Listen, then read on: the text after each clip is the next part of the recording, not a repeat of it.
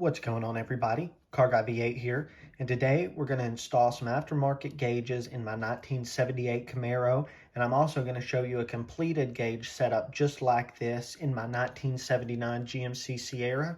And I'm going to try to keep this video as short as I can. That way you don't have to sift through a bunch of useless content. So let's open it up and see what we've got. When you first open the box, you're going to see several small packages of hardware, and it's going to look like a lot, but trust me, this whole process is a whole lot simpler than what you're probably thinking it's going to be. So let's go through everything real quick. This right here, this is your oil line. This is what the oil is going to travel through to give you a reading on your mechanical oil gauge. These are little bulbs that go over the light so you can change the color. There was red in this package too, but I went ahead and put those in the gauges so they will shine red when I turn them on. This is just a little grommet. These are some terminals. I'm not going to use those. They're kind of cheap. This is some hardware there to attach the gauge cluster to your dash or anywhere you want. These are for the oil pressure gauge right here. This is some stuff that you're going to attach that line to. These are for the water temperature gauge. You can either put them in your thermostat housing or in the side of your block. Here's the actual gauge cluster. These two gauges are 100% mechanical, so you don't have to wire anything up to get them to work. This one, all it requires is a positive and negative connection, preferably a fused connection. And then these are for your lights. I will show you how I run those.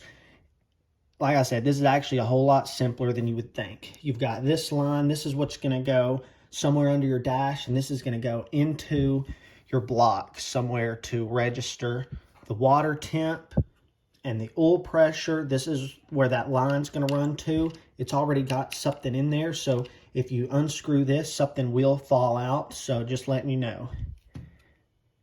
First off, I installed the gauge bezel, and you have to do this with the gauges out of the bezel, and that is why I did it first. I don't have it exactly centered because I opted to go through some factory bolt holes versus drilling my own, but that to me does not matter since this is a drag car and it looks good in that position anyway. And when the car's in gear, you can see them perfectly. Next up, I went ahead and heat shrinked some connectors onto the positive and negative wires onto each gauge. And you could do this a couple different ways. You could do it like I did it, or you could wait till you have the gauges in the car and you could combine all the negatives and all the positive wires into one. That way you'd have less wires to deal with, but that also means you'd have to cut them if you ever want to take these gauges out.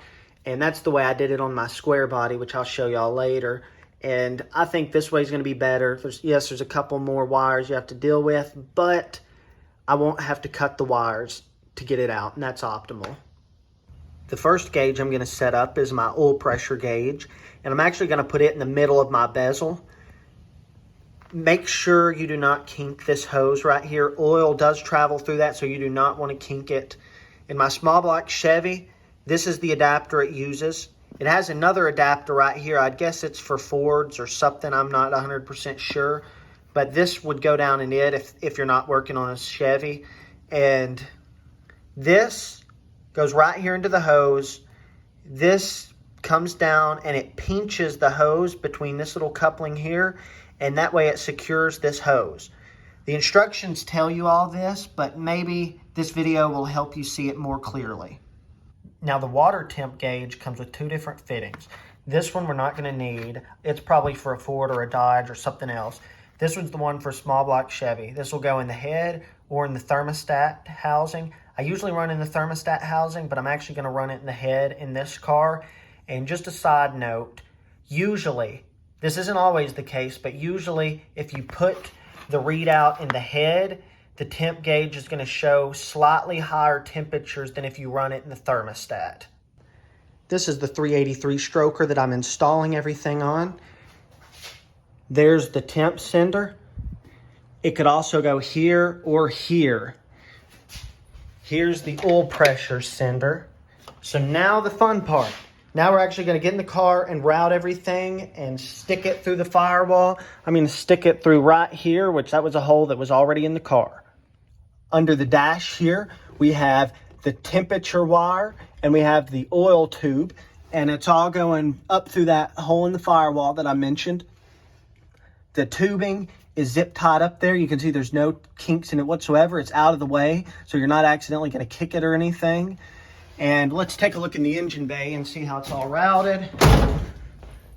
We've got the oil sending unit right back there.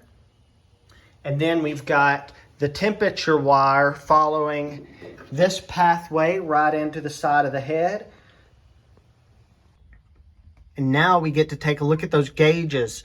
Now that they're all set up, other than of course the wiring, because I'm wiring this car using a switch panel, so that's really simple. I'm not going to try to do that in this video, but I will go over to my Squarebody and show y'all how to use a fuse extender, which isn't technically the right way, but it is a way that works, that still gets it all through a fuse, and it's probably the easiest way in the world to wire something.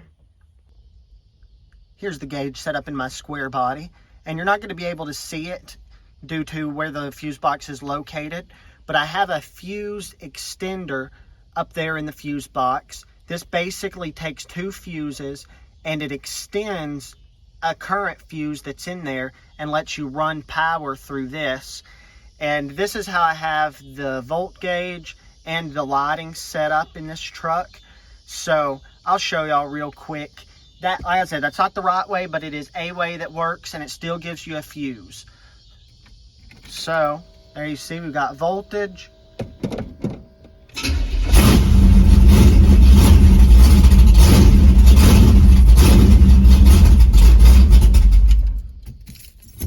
So there we go. That's the gauges working. Now let me show y'all the lights. And here's what the lights look like without any of those color changing bulbs in there. Well guys, I hope this helped y'all set up your gauges. Stay tuned to the channel as I rebuild this 1978 Camaro, and also while I keep fiddling on my 1979 GMC Sierra that I brought back to life.